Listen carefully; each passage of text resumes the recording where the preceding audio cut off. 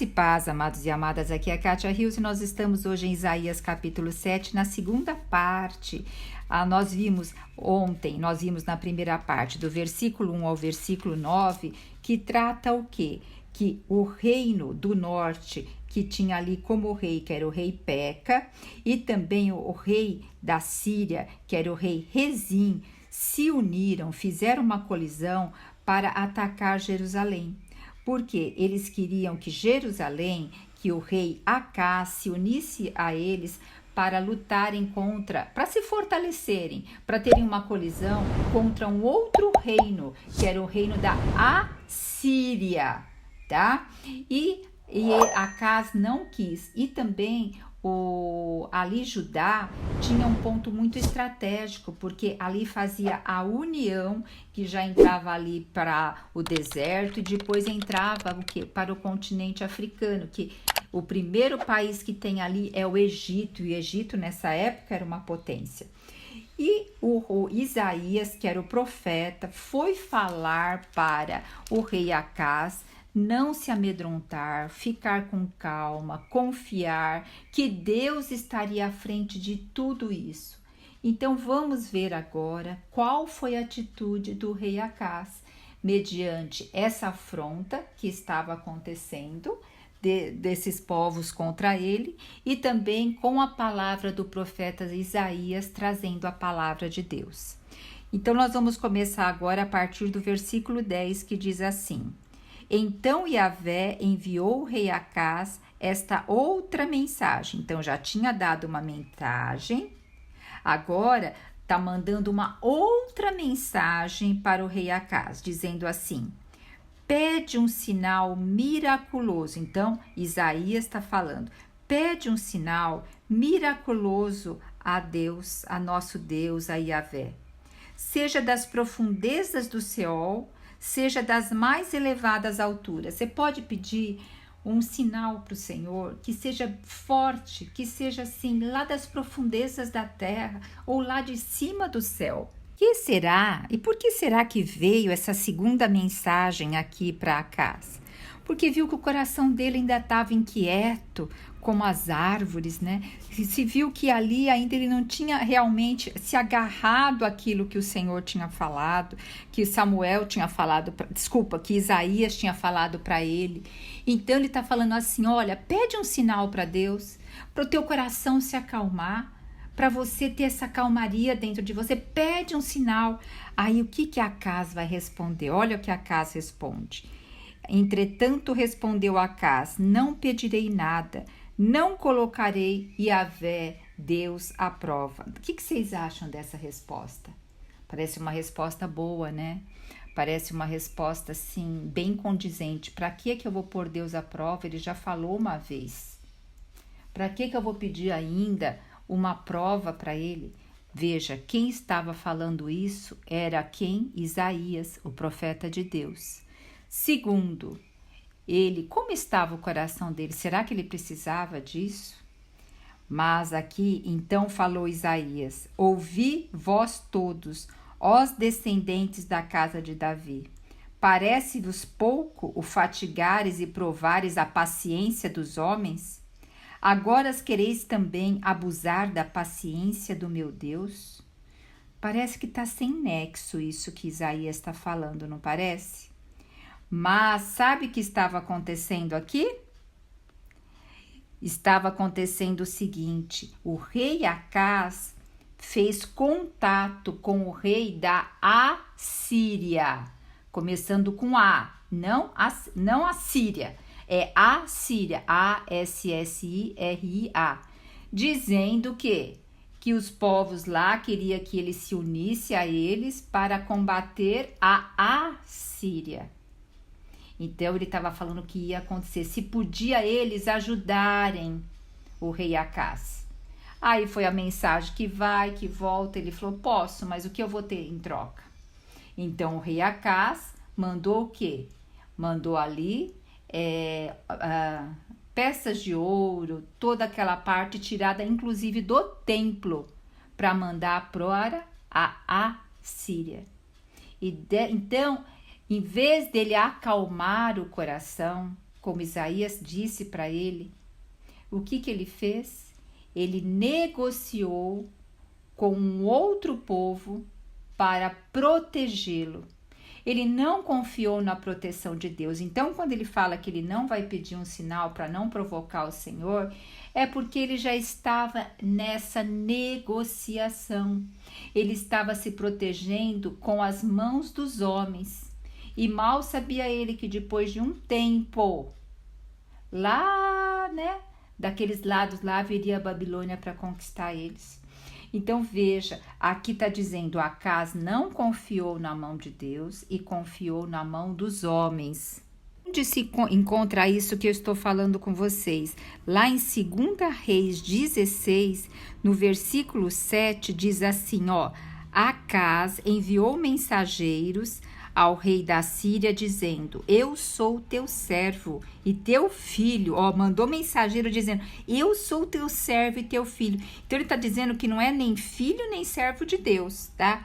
Sobe e livra-me do poder do rei da Síria e do poder do rei de Israel, que se levantaram contra mim. Tomou Acaz a prata e o ouro que se achava na casa do Senhor e nos tesouros da casa do rei e mandou de presente ao rei da Assíria. O rei da Assíria lhe deu ouvidos, subiu contra Damasco, que era a Síria, tomou-a, levou o povo para Aquis e matou o rei ali da Síria, que era Rezim. Então, aí depois nós vamos ver no versículo 10 aqui de 2 Reis 16, dizendo sobre a idolatria de Acaz. Então, o rei Acaz, ele idolatrou outro reino para proteger ele, para dar segurança a ele, e não acatou a Deus para dar segurança e proteção a ele. E é chamado isso de idolatria. Amados, quando nós nos apossamos de coisas que para nos dar proteção, um seguro de saúde, um recurso financeiro, para nos dar proteção e segurança, sabe que isso significa idolatria. Quando nós confiamos mais no remédio do que no poder de Deus, quando nós confiamos mais numa quimioterapia do que no poder de Deus, quando nós confiamos mais em alguma coisa acima do que no poder de Deus, quando nós ficamos preocupados, angustiados, sabe? E aquilo fica ruminando o nosso coração, fica dominando o nosso coração. Senhor Jesus, a palavra de Deus diz que sem fé é impossível agradar a Deus. Sem fé é impossível agradar a Deus. Se nós não temos fé, nós não estamos agradando ao nosso Pai. Nós não estamos agradando ao nosso Senhor. Quando nós vemos lá os Salmos de Davi, nós vemos Davi abrindo o coração, mas sempre declarando a fé que ele tinha em Deus, sempre declarando a fé que ele continha nas mãos de Deus para salvar, para livrar, para cuidar. Eu sei que eu estou falando isso, mas eu devo desagradar muito a Deus, porque quanto na minha vida ainda falta fé. E que essa palavra venha nos alertar para nós termos mais fé, porque sem fé é impossível agradar a Deus. E aqui ainda mais, por que sem fé é impossível agradar a Deus? Porque nós vamos buscar em outro lugar a fé. Nós vamos buscar de outra forma a fé. Então hoje, quem tem recursos financeiros, a maioria das pessoas estão saindo do Brasil, né? Então você fala, meu Deus, eles podem sair, mas eu não posso.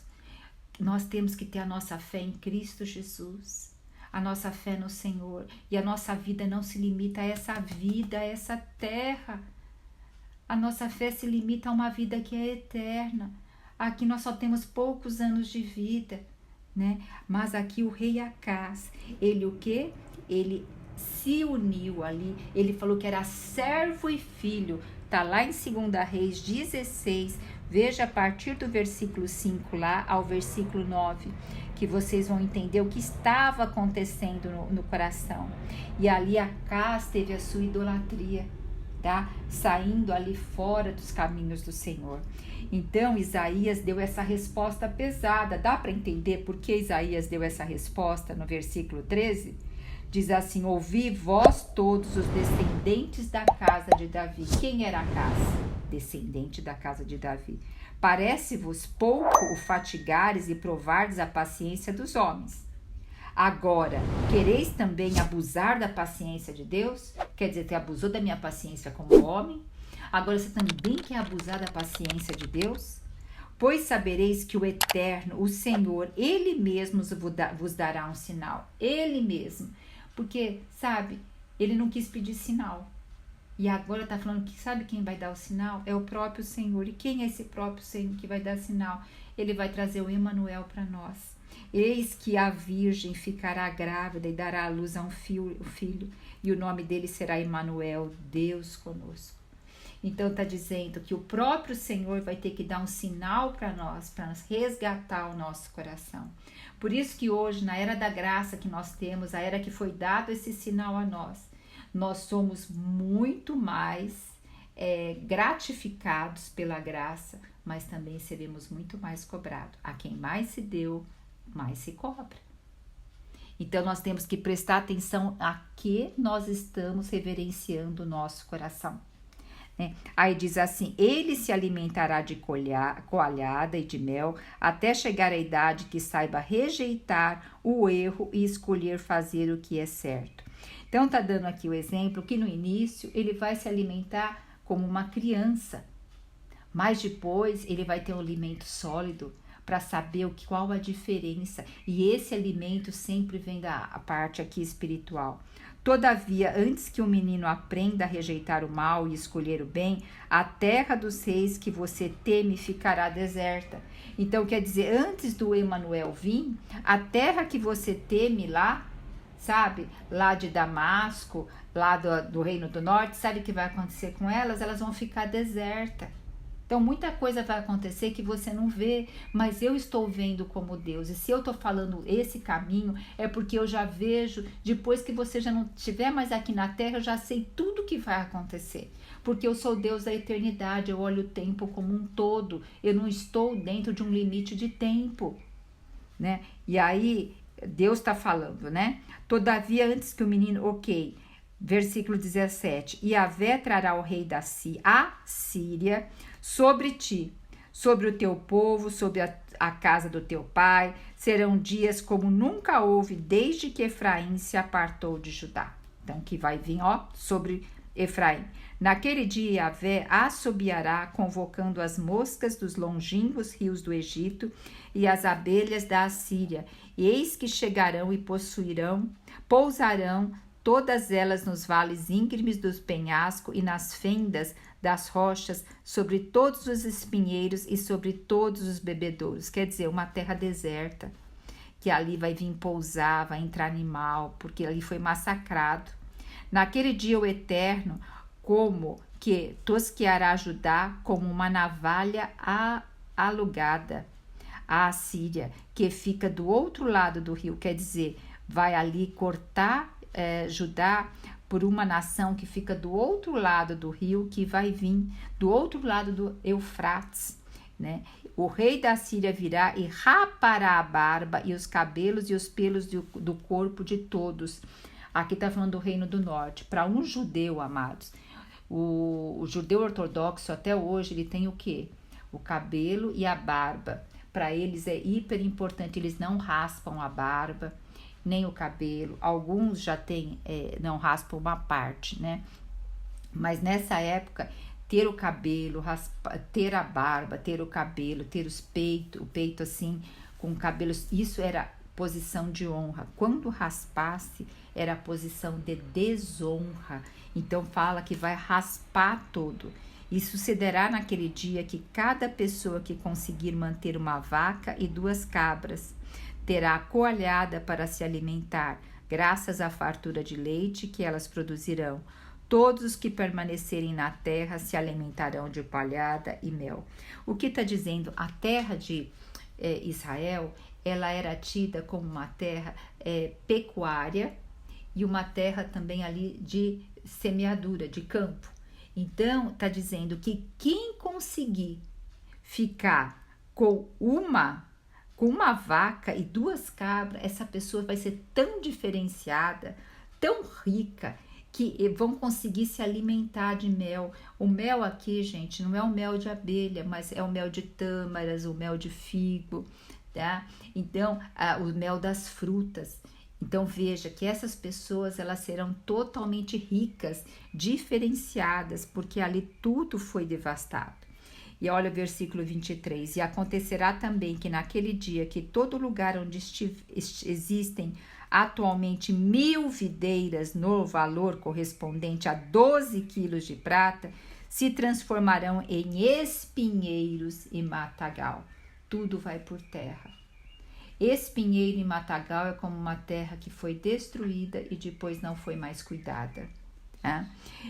O lugar será inóspito, que somente com arco e flecha se entrará ali, porquanto a terra inteira estará tomada de roseiras bravas e espinheiros. Quer dizer, não dá para entrar ali, só com arco e flecha ali, tirando da frente. Uma flecha, sim, ela muitas vezes consegue entrar, tá? Em todos os montes atualmente lavrados, a enxada já não se poderá entrar, de medo do matagal e dos espinheiros.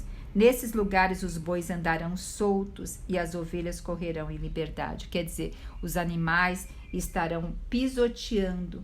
E quando um animal, um boi, pisoteia muito uma terra, ela começa a ficar mais dura para o cultivo, para o arado, para ali ter uma plantação. Então, essa profecia aqui está sendo aqui a parte mais de Israel, Reino do Norte, que isso depois aconteceu após 65 anos. Naquele momento, o que? O rei da Assíria foi contra o rei da Síria, tá? E depois de 65 anos veio contra o Reino do Norte. Porque o coração de Acaz, ali ele o que? Não se reverenciou a palavra de Deus, foi buscar ajuda nos homens. Que Deus hoje nos leva a refletir quantas ajudas nós temos buscado fora do caminho dele. Não estou dizendo que nós não temos que ter um plano de saúde, nós não temos que tomar remédio, nós não temos que trabalhar para ter um bom sustento, nada disso. Mas o quanto meu coração está nessas coisas. Quanto a gente ora antes de tomar um remédio, dizendo que quem vai fazer a obra é o próprio Senhor. Quem vai estar restabelecendo é o próprio Senhor. Eu sou a primeira a levantar a mão que eu tenho sido negligente. E eu quero hoje, na presença de vocês e na presença do Senhor, retomar essa postura na presença do Pai. Vamos juntos retomar essa postura? Senhor Jesus, apresentamos o nosso coração, que muitas vezes é como o coração de Acaz. Hoje, Isaías é a palavra de Deus para nós. E nós, assim, no nosso cotidiano, no nosso dia a dia, muitas vezes não aplicamos. Nós aplicamos os medos que estão ao nosso derredor, mas nós queremos pedir perdão e nós queremos ter uma metanoia, uma conversão do nosso coração, de não pedir ajuda para outras coisas, não se sentir estabilidade, nem segurança, nem proteção em outras coisas, mas sentir que o Senhor é a nossa estabilidade, a nossa proteção e a nossa segurança. Se nós tomamos um remédio, é porque o Senhor está ali atuando naquele remédio. Se nós temos alguma coisa, é porque o Senhor está atuando naquilo que o Senhor nos deu para administrar. Nós somos apenas mordomos nessa terra. Por isso, Pai, renova o nosso coração para dependermos totalmente de Ti. Em nome de Jesus, amém. Jesus Cristo é o nosso Senhor. Você já se viu sobrecarregada por pensamentos negativos e ansiedade?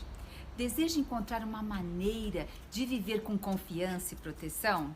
No Salmo 23, escondem segredos poderosos que podem mudar a maneira como você enxerga a vida. Nesta aula, você vai descobrir esses segredos e aprender a viver com confiança, deixando para trás os pensamentos negativos que minam a sua felicidade. Com a sabedoria do Salmo 23, você aprenderá práticas e princípios que ajudarão a livrar-se da ansiedade e encontrará orientação para experimentar uma proteção duradoura e encontrar paz interior. Comece a transformar sua vida hoje mesmo. Entre no grupo para acessar a aula gratuitamente e venha descobrir a verdadeira confiança e proteção que você merece.